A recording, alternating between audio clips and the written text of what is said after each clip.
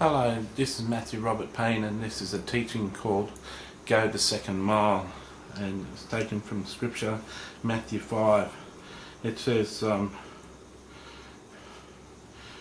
Matthew 5 verse 40 says, "If anyone wants to sue you and take away your tunic, let him have your cloak also, and whoever compels you to go 1 mile, go with him 2. We have a famous statement, cliche these days, you got to go the second mile, and this is taken proudly, happily from this scripture in the Bible that Jesus spoke about going the second mile. We all understand what going the second mile is, so I won't need to go into this too much in this teaching. But what I did here, which might be important, it certainly was important to me to hear, was in the days of Jesus, the Romans used to be able to come to any citizen in the country and compel the citizen to carry their equipment 1 mile, heavy equipment.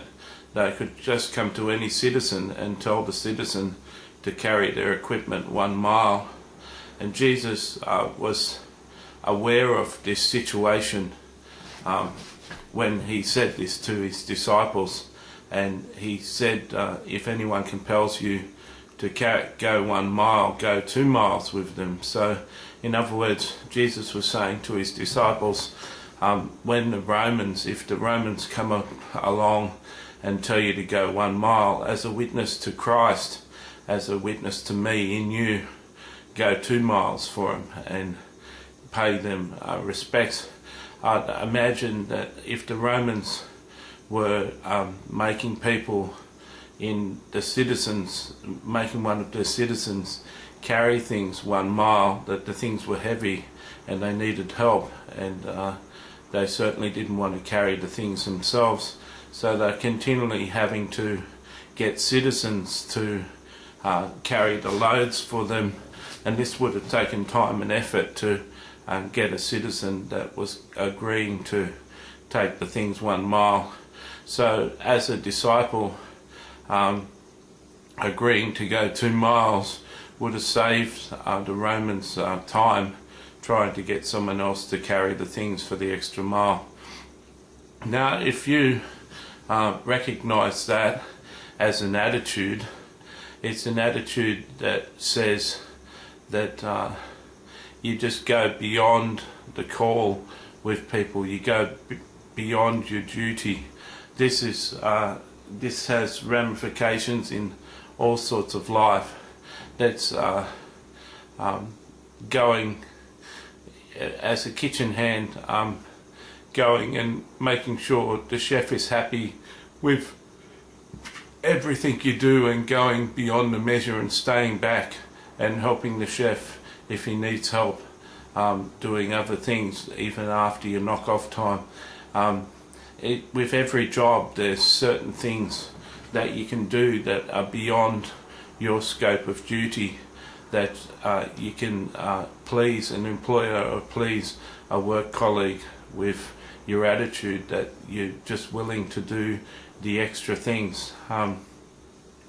There's so many applications to life where you can go the extra mile, you can do extra, and Jesus compels us as disciples of his to live this sort of life. See, we've got to be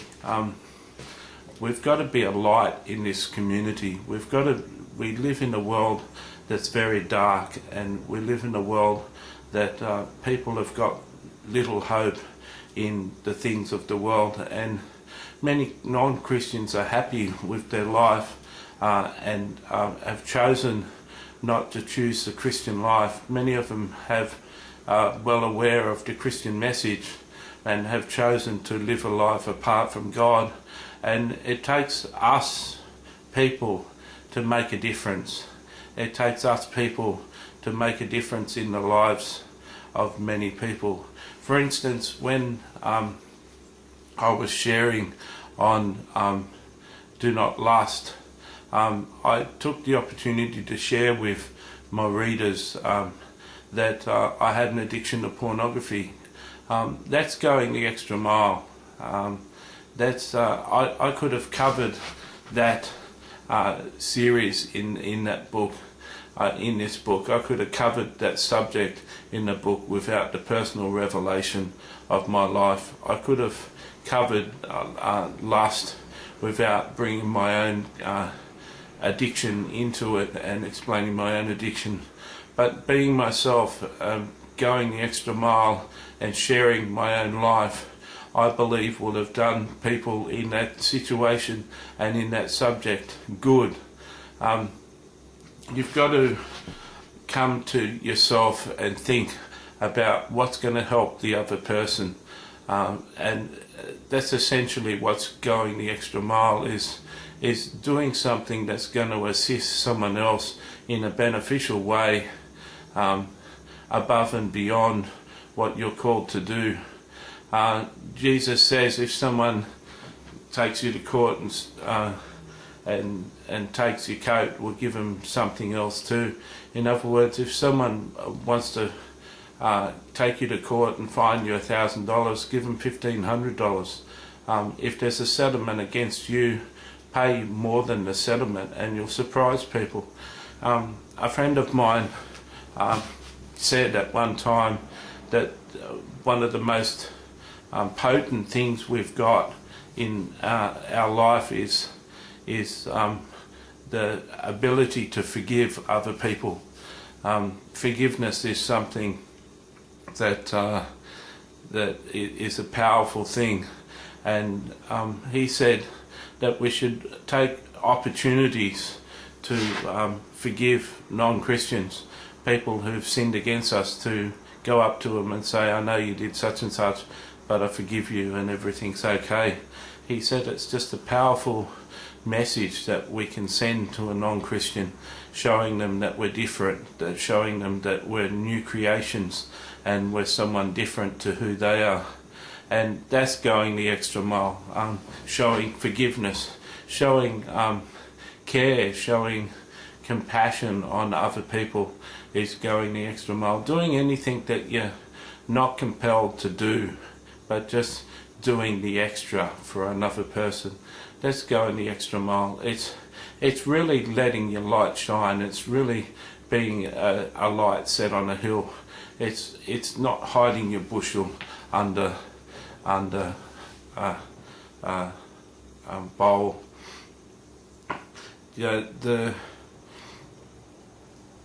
This is a commandment I really like, because it's something that I do all the time. I always take an opportunity to benefit people any way I can, and especially people who are in need, especially people who need help. To be able to help them when you're not compelled to help them is a tremendous thing, and it sends a tremendous message to people. So I commend you. Take the opportunity to do more than what's asked of you.